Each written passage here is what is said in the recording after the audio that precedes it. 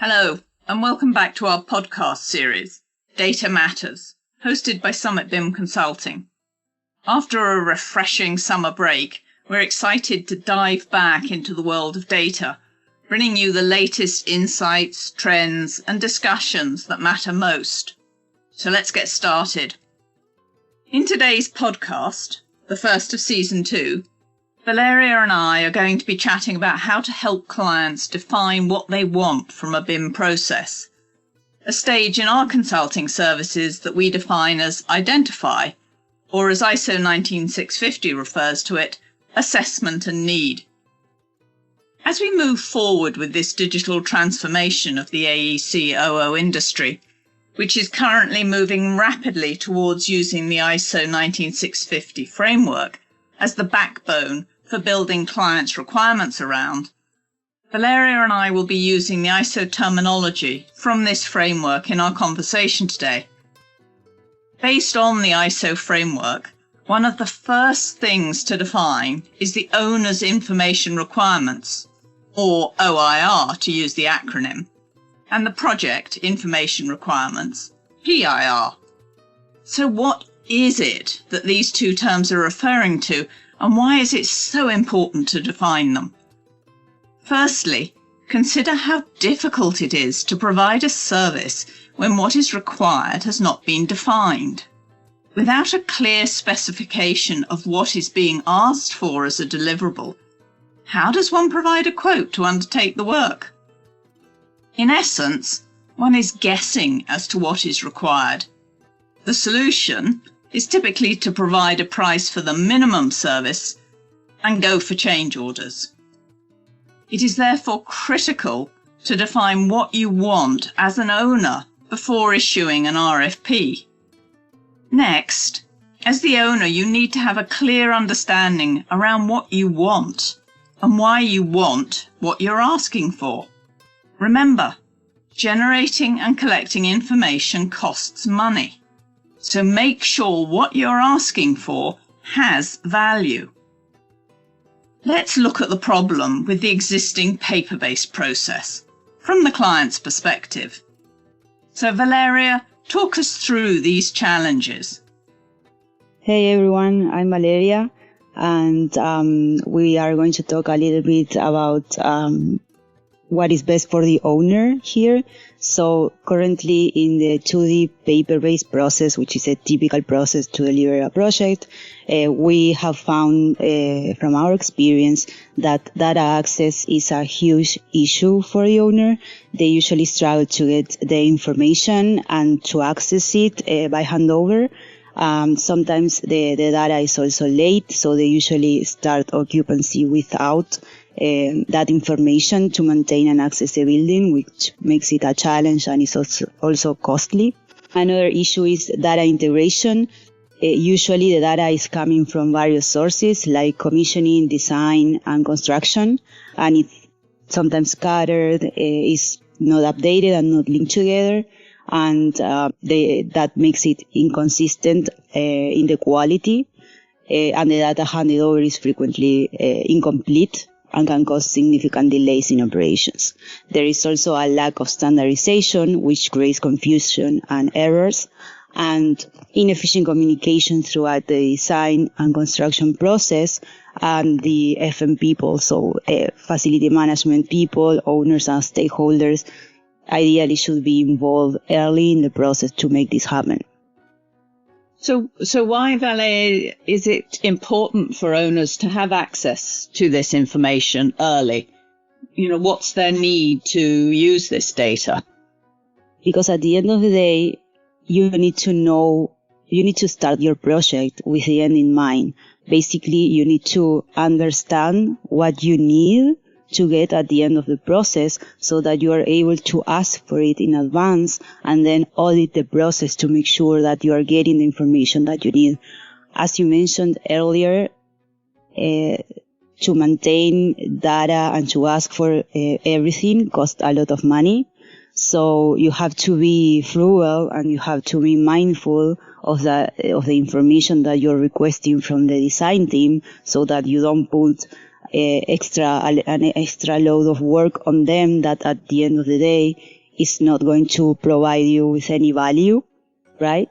And also, you as an owner, you have to be mindful that even if you were to get everything, for example, which is unlikely, but even if you were, at the end of the day, you also have to, when you get that information, you also have to maintain it. You also have to organize it, sort it, and that can be a very costly process for you as well. And it can actually create data overload, and you're going to struggle to find what you need when you have so many information that at the end of the day you're not using, right? So that's why it's very important, even before the design team is appointed to the project, you have to, as an owner, you have to do that exercise of trying to understand, okay, where is the value in the data that I'm asking for, and strategize to find that value and only ask for that information that brings you value to your process. That way, you're going to be able to find information better, navigate it better, have a better quality, and also don't put extra work on the design team that they are going to charge you for it at the end of the day as well, right? So that is also going to increase your cost. So one of the first things you mentioned was the need for data access and the fact that this is currently a challenge. So why do clients need data access, and when do they need data access within the sort of BIM process? So usually in a typical paper-based process, they get the access way after occupancy of the building, right? And they get access to a paper-based data binders or even digital PDFs, but that they are unstructured and unorganized. So they lose a lot of time actually trying to find what they need. And that time, when you have to replace a piece of equipment or repair something, it costs you money, right? So ideally, the owner should have, and that's what we do here, we advocate for that the owner actually gets access to their data by handover or before handover, so that they can actually create those preventative maintenance plans, right, before occupancy happens. So when the building starts running, they already have everything up and running, they have their CMMS ready to go, and they should have to sort and filter in a quick way to find the information they need to maintain and operate the building. And ideally, in the process that we are proposing, and in the process that ISO 19650 is proposing, is transparency is paramount in this process, right? So the owner not only has access by handover they get everything set up and running to start operating the building, but during design and construction, they have the ability to see the information and make sure that the information that is really being developed by the design team and construction team is actually of quality and aligned with the standards that they developed at the very beginning of the project. So I think that is very important. The transparency in the information is super important for the owner to make sure that the process is happening and the information is being produced in the way that they need it. Okay. Thank you for that.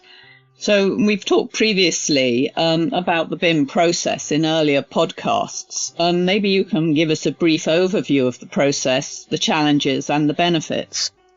Yes. So basically, I find that one of the biggest challenges that we find today in our practice is when the project starts without any BIM requirements. The teams are appointed and there is no BIM requirements in place. Usually it's much harder to make the teams, hold the teams accountable, and to make them comply with the requirements. So ideally, you will have, in an ideal process, you will have the facility maintenance and operation people involved before the request for proposal is out, to understand what they need to get out of this process. Also the owner, and if possible, maybe some stakeholder, subject, someone who is an expert on a specific matter that you might need information for. So basically you develop your BIM requirements there. You, as an owner, say, okay, this is the information that I need. This is by when I need this information, like a timeline, like at this point in time I need this information, and at this point in time I need that other information. And this is the structure of the data that I want. And this is the way I need to see it, and this is the way I need to be organized. Then ideally you will put the request for proposal with those BIM requirements. So the teams that get appointed to the project all know that those BIM requirements are part of the contract, and they have to be in compliance with those, right? So also ISO 19650 talks about, even before appointing those teams, that they will have to give you back a BP for you to a BP meaning building execution plan. So you as an owner can actually review that BP before you select a team, to understand, and actually you base your decision on how well they addressed the BIM goals that you set up for them. And you pick the best team, basically the one that has the better workflows and the better strategies, that you can see, okay, this team knows what they're talking about and know how to bridge this gap and to get to the goals that we need by the end. So then you appoint the team, the design happens, you have a BIM kickoff meeting to get everybody back on to make sure that everybody is on the same page, and then ideally you will audit the design process at certain milestones. Let's say, I don't know, DD75, CD50, CD70, and IFC, right? And in those places you will actually check both the BP, that is, the strategies are being developed along with in alignment with the models, and also you check both the geometry and the information. And I want to make emphasis here that the information is as important as the geometry. It's not just the geometry, it's not just the LOD, it's also the information, which in ISO 19650 is referred to as level of information need, right? Because you have to define both the geometry level and also the metadata that you need to put into the model. Yeah, so what's the challenge, Vale? Because we often see RFPs put out which say, they want a BIM model to LOD 300. So what are the challenges for long-term data use from that sort of a request from an owner? So I think that the challenge is that when you ask for LOD, you are probably asking only for geometry, because LOD doesn't have like a good definition of the data parameters that is needed. It focuses more on the geometry of the asset. So usually it's a common understanding between designers to use like LOD 350 or LOD 300 or 350 for design, and then for fabrication models it's like 450, 500 or something like that. But LOD actually overlooks the data aspect of those assets. So as I said previously, it's very important to be very specific about what information you need related to each asset in the building. Like if you have, an air handling unit, like what information you need to that attached to that air handling unit, right? You need parent-child, you need a tag, you need, you need a make, you need a model. What do you need, right? And it might be different from another, like fire doors, for example. So you really have to put thought and be very specific, because the more specific you are, the more likely you are to get a good result at the end. If you are ambiguous, that there is a huge chance that you won't get what you need, because ambiguity means that if you couldn't define it, then probably people are not going to understand it either, right? So, yeah, I suppose that allows you to hold the teams accountable as well. When things are very specific, it's much easier to be able to say whether or not you're in compliance with what's been asked for. Exactly. Okay. That's true. It creates loopholes in your contracts. We have seen that as well, that if you are too ambiguous about something, then you are also creating like a loophole, and as you mentioned, it's going to be much more much harder to make teams accountable to provide what you are asking for. Okay. So, what do you need to have in place prior to actually implementing an RFP from an owner's perspective? What are the different pieces that should be defined and included in that BIM requirement specification?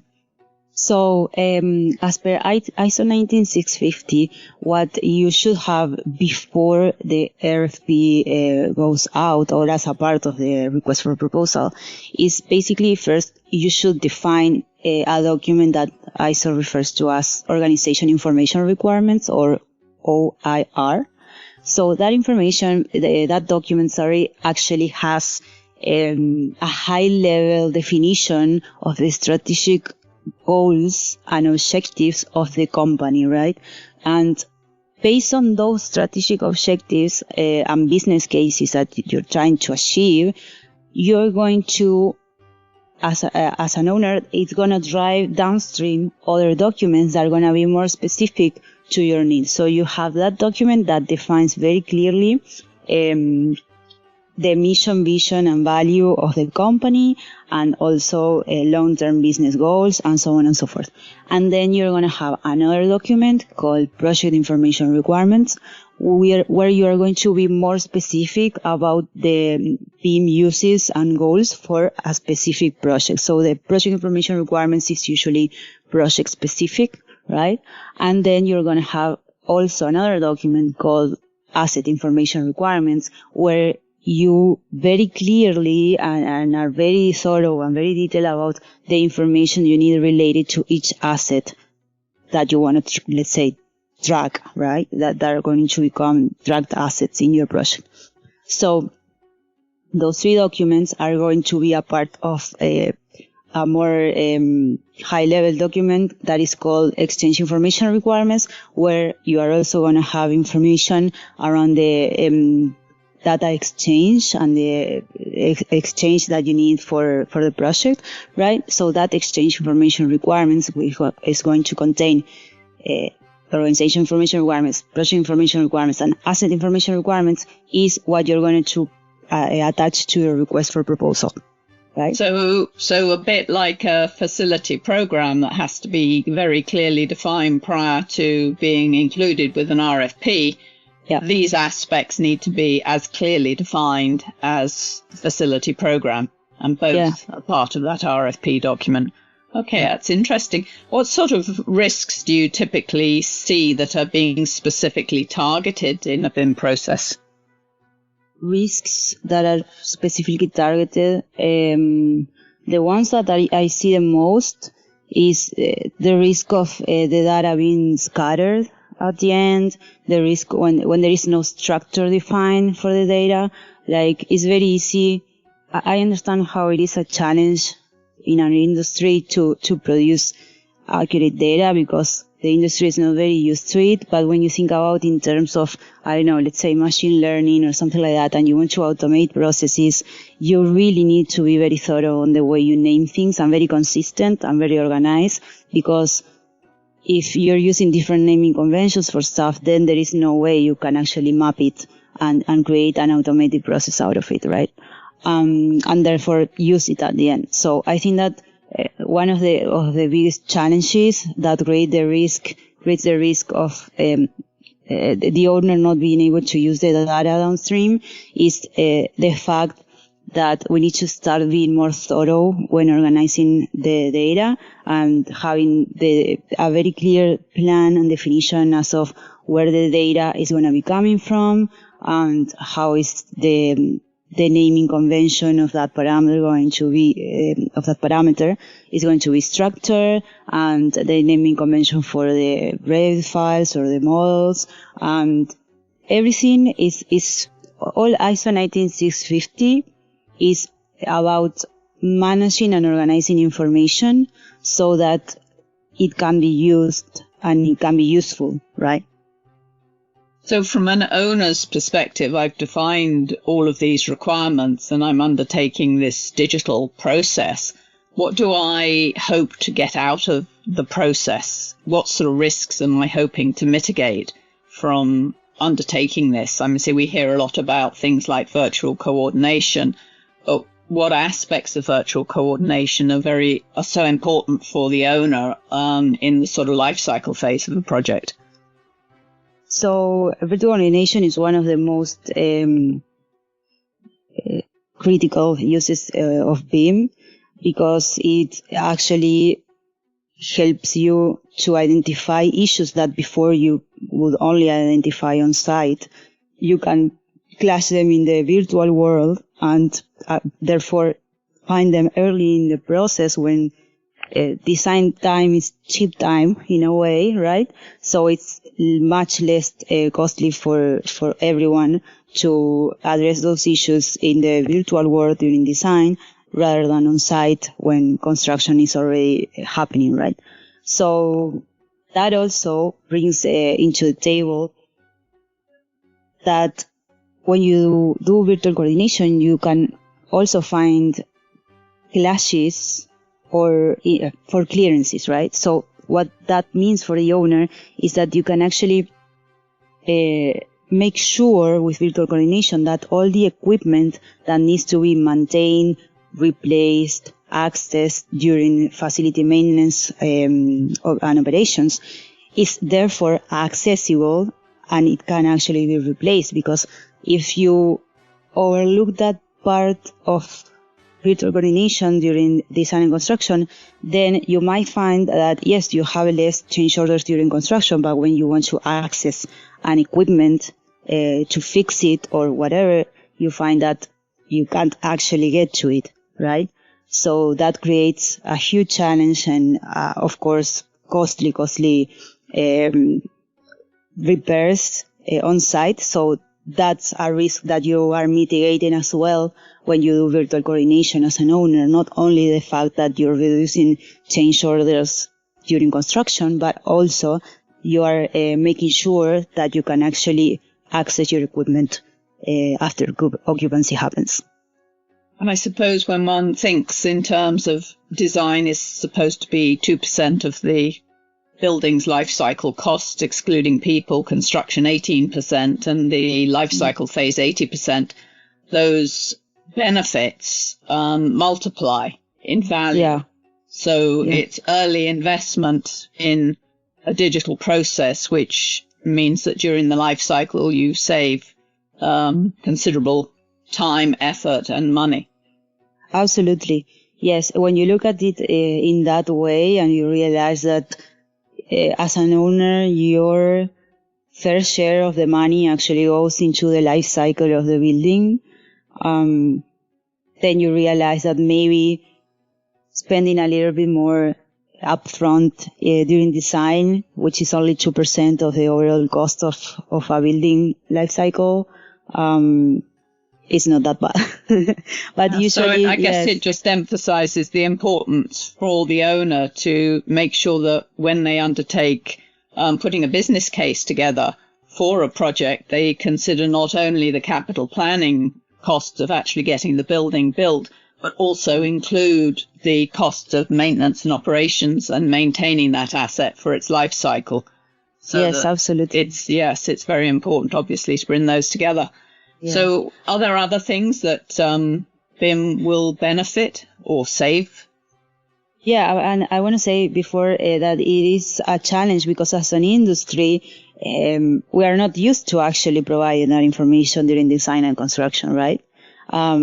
So I would say that a risk is also that, not a risk, but a challenge is also that sometimes we are asking for information, we are as owners, let's say, are asking for information during this, or designers to provide certain information and constructors to provide certain information that they are not reaping the benefits of, you know what I mean? So and sometimes also, I guess it can be a challenge. Change management. Yes, change management. Exactly. People not liking to have to do something that historically they haven't had to do. So yes, that's a big piece of this, is managing the change. Yeah. Yeah. And people is also afraid to be held accountable for the information they provide. So there is a little bit of resistance there as well. So yeah, we need to work towards making people more comfortable with providing this, like creating like a framework or something where they are like not hold accountable for those in a bad way, but encouraged to actually provide it and understand the benefits downstream for the owner. Yeah, we are kind of in the midst of a huge inflection point in the industry, and we need to keep working to pushing those boundaries farther and farther to provide a better product at the end of the day. Yeah, well, I know as an organization and a consulting company, we've been seeing a huge increase in the owners asking for a BIM process, not necessarily with a solid and robust BIM requirement specification to back up the request, but certainly a huge increase in asking for this digital approach rather than the paper-based approach. Yeah. I want to thank you, Vale, for your insights, and also thank the audience for joining us for this month's podcast. We hope you've enjoyed this more conversational approach. And please reach out to us and let us know what you think, or anything else that you would like us to discuss. So thanks very much. Thank you. Bye.